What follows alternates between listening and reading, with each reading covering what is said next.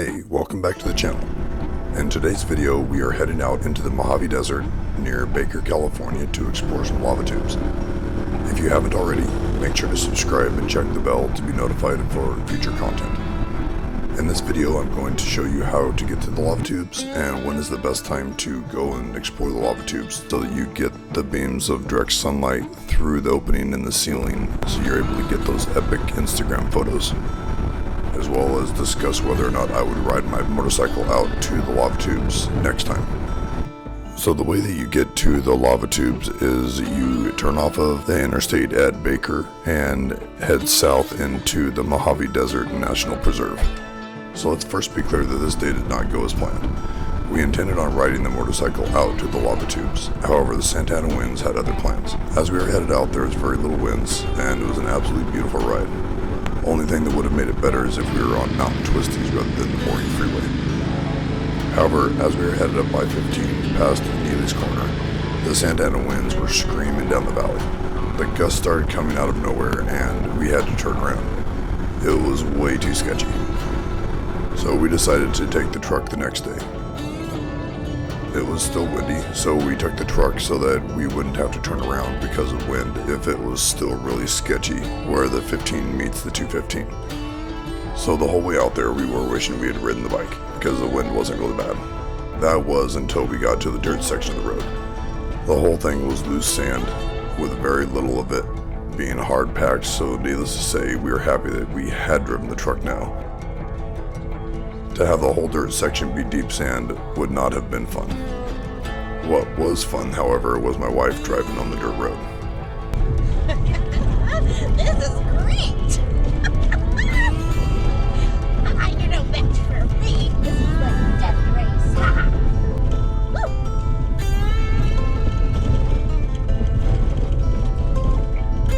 Ooh, it's getting sketchy now. Oh, Nelly. It's getting hot in here. That's what my brain is saying. My brain's about ready to shake this stick.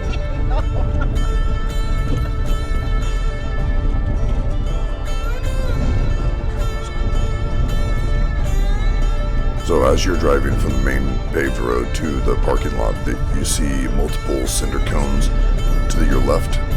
The terrain really is really beautiful.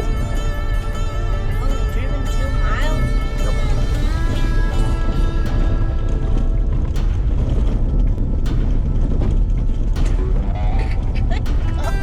Did you find a rougher part of the road to drive in?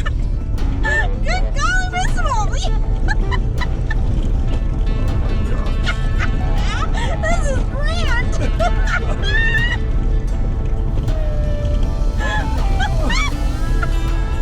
Oh my god!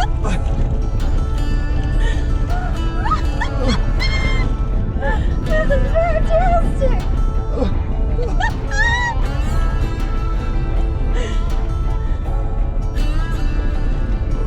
I would let you drive, but I'm having way too much fun for that. Just sit back and buckle your seat, boyo. Okay. We're on a roll. So as you're approaching the parking area, there are actually 2 spots that you can park. There is the main area, which is right here, and then there's the secondary place that people also parked when we drove up. It's hard to see the cars when we come in here. However, there is a space to park. As we walk up the road, you'll see, and there was no signs that say to stay out, so it appears to be fair game. The trail up to the lava tube is just a short distance up the road from the main parking area and to the right. The trail is very rocky, so watch your step and don't trip. The lava tube entrance is just a short distance up the trail.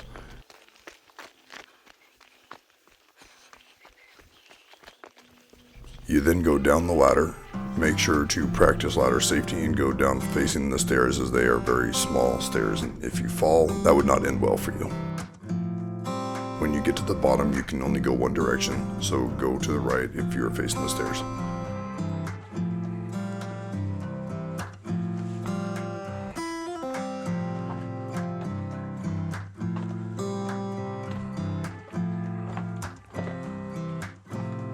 We then had to bear crawl through the low section, and then it opens up and you can stand up.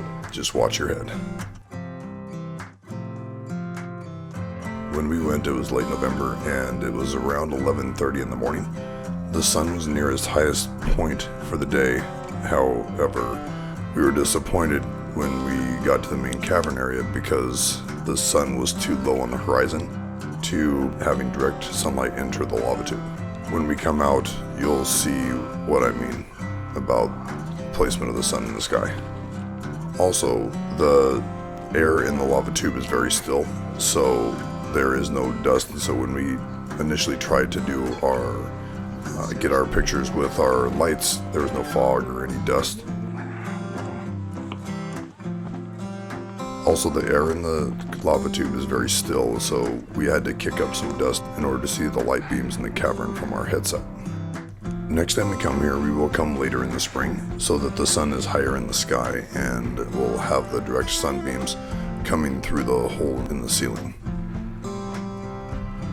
So after we got our pictures, there was more people showing up, so we packed up everything and then headed out of the lava tube. As you can see, it was very close to hitting the opening, but needed to be several degrees higher in the sky. Even though the sun was not where we ultimately wanted it, we still had a great time. After we got back to the truck, we had some lunch and then headed back towards the main road. We did stop and take some pictures of the cinder cones, which are near the lava tubes.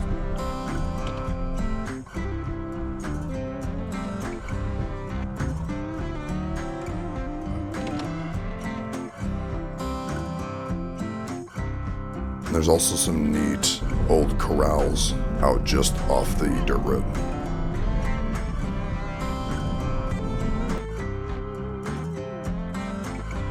After we were done with our pictures, we headed on home.